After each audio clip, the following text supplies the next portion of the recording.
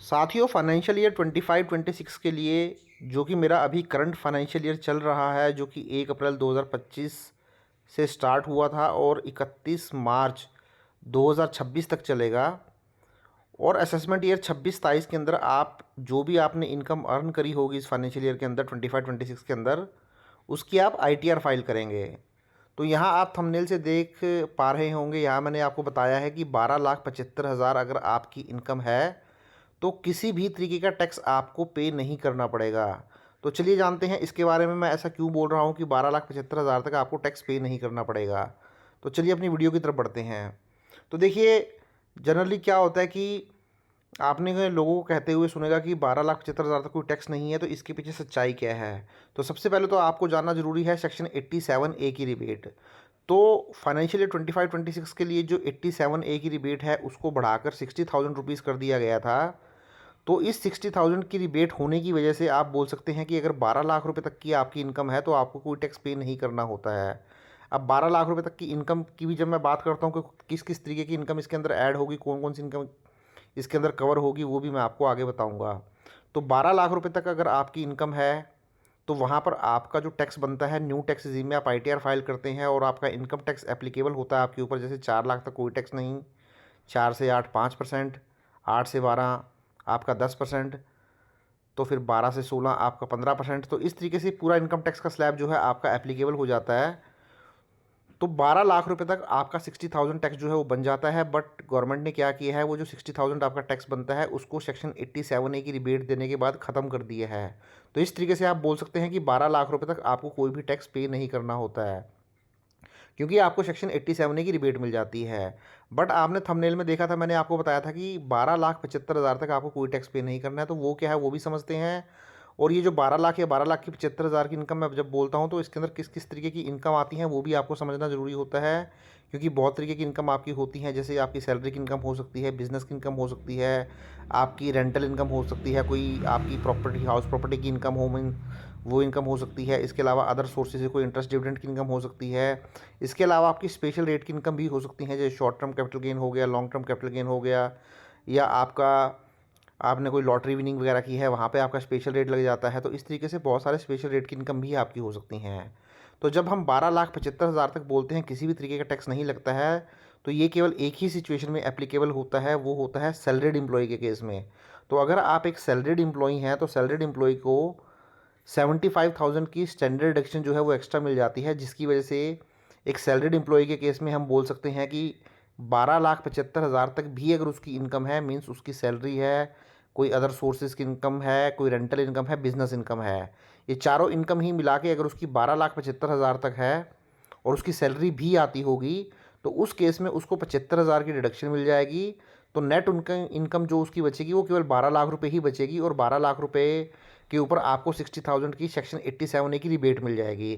तो इस तरीके से आप बोल सकते हैं कि 12,75,000 तक अगर एक सैलरीड एम्प्लॉय है फाइनेंशियल ईयर 25-26 में और उसकी इनकम 12,75,000 है, तो उसको कोई भी टैक्स पे नहीं करना है। बट यहाँ पर समझना ये ज़रूरी है, ये जो 12 लाख या 12,75,000 है, इसके अंदर इनकम कौन सी जो है वो कवर की जाएगी। तो सबसे पहले तो आप न्यू टैक्स रिजीम में अपनी आईटीआर फाइल करेंगे, जब आपको ये बेनिफिट मिलेगा।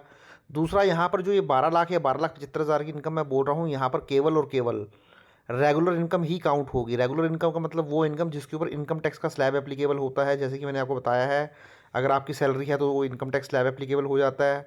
अगर आपकी कोई रेंटल इनकम है, आपकी कोई बिजनेस या प्रोफेशन से इनकम है, आपकी अदर सोर्सेज की इनकम है, जैसे इंटरेस्ट डिविडेंड, तो अगर इन चार हेड से अगर आपकी इनकम है तो आपकी रेगुलर इनकम मानी जाती है और उसके ऊपर इनकम टैक्स का स्लैब एप्लीकेबल हो जाता है। मीन्स अगर ये चार हेड में आपकी इनकम है तो आपके ऊपर इनकम टैक्स स्लैब एप्लीकेबल होगा, और आपकी सैलरीड एम्प्लॉय होने की वजह से 12,75,000 तक कोई टैक्स नहीं लगेगा। अगर आप एक सैलरीड पर्सन नहीं है तो उस केस में 12 लाख रुपए तक कोई टैक्स नहीं लगेगा। लेकिन अगर आपका short term capital gain, long term capital gain, lottery की विनिंग, ऑनलाइन गेमिंग, क्रिप्टो, जहाँ पर स्पेशल रेट ऑफ टैक्स लग जाता है, जैसे कि 12.5%, 20%, 1%, 60%, 30%, डिफरेंट डिफरेंट रेट हो सकते हैं, क्योंकि स्पेशल रेट ऑफ इनकम की बहुत लंबी लिस्ट होती है। करीब करीब 60 टाइप्स की इनकम जो है इसके अंदर कवर हो जाती हैं।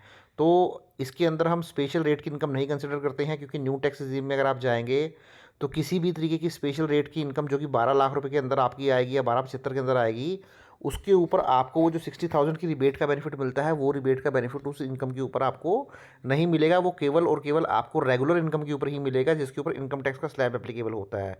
तो इस तरीके से आप बोल सकते हैं the gross income up to 12.75 lakh is rough effective figure assuming standard deduction it is not guaranteed tax free number for all taxpayer without checking deduction etc।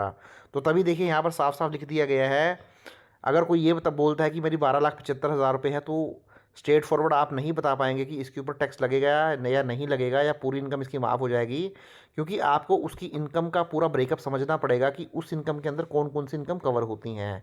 तो अगर रेगुलर इनकम कवर होंगी, जैसा कि मैं आपको पहले भी बता चुका हूँ, दोबारा से रिपीट कर देता हूँ, अगर उसके अंदर सैलरी होगी, रेंटल की इनकम होगी, बिजनेस या प्रोफेशन की इनकम होगी, या फिर अदर सोर्सेज की, जैसे इंटरेस्ट, डिविडेंड। अब अदर सोर्सेज की भी काफ़ी लंबी लिस्ट है।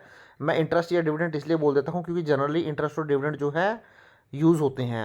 तो अगर ये 4 तरीके की इनकम होगी तो आप आंख बंद करके ये बोल सकते हैं कि 12,75,000 अगर आपकी इनकम है तो कोई टैक्स आपको नहीं पे करना है। वहीं अगर जैसे ही आपकी स्पेशल रेट की इनकम जुड़ जाएंगी तो फिर आपको वो पूरा बेनिफिट नहीं मिल पाएगा जो आपको सेक्शन 87A का रिबेट का बेनिफिट मिलता है। तो 87A की रिबेट का बेनिफिट केवल और केवल आपको रेगुलर इनकम के ऊपर ही मिलेगा।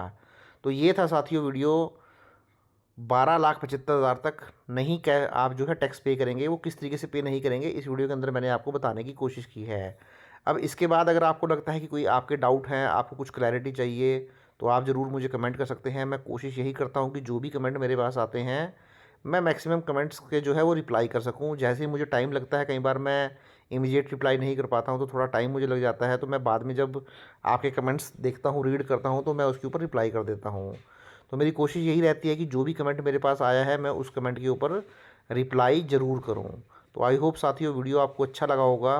वीडियो अच्छा लगा तो उसको लाइक करें, शेयर करें, और आपने अगर चैनल के ऊपर फर्स्ट टाइम विजिट किया है तो चैनल को भी ज़रूर सब्सक्राइब कर लें, क्योंकि ऐसी ही इन्फॉर्मेटिव वीडियो जो है मैं लेकर आता रहता हूँ, जिससे आपकी इनकम टैक्स की क्वेरी, ज़्यादा जो वीडियो मैं अपलोड करता हूँ वो इनकम टैक्स के टॉपिक्स को लेके ही करता हूँ, ताकि इनकम टैक्स से जुड़ी हुई जो भी आपके क्वेश्चंस हैं या आपके मन में डाउट है वो मैं क्लियर कर पाऊँ। इसके अलावा कुछ जीएसटी के ऊपर भी मैं वीडियो अपलोड करता हूँ, उसके लिए भी आपको अगर जीएसटी के ऊपर भी कुछ अपडेट चाहिए तो वो भी आपको मेरी वीडियोस मिल जाएंगी। बट जीएसटी में मैं बहुत ज़्यादा एक्टिव नहीं रहता हूँ, एक्टिवली जो है जीएसटी के ऊपर मैं वीडियो अपलोड नहीं करता हूँ। बट अगर आपका रिस्पॉन्स मुझे मिलता रहेगा, कुछ क्वेरी आपकी आती रहेंगी, तो उसके ऊपर भी मैं धीरे धीरे वीडियो जो है अपलोड करना शुरू कर दूँगा। तो ये था साथियों वीडियो। आई होप जैसा कि मैंने आपको बताया वीडियो आपको अच्छा लग गया होगा। अगर अच्छा आपको इसमें कुछ क्लैरिटी चाहिए तो आप मुझे ज़रूर कमेंट करें, मैं उसका रिप्लाई करूँगा। Thank you very much.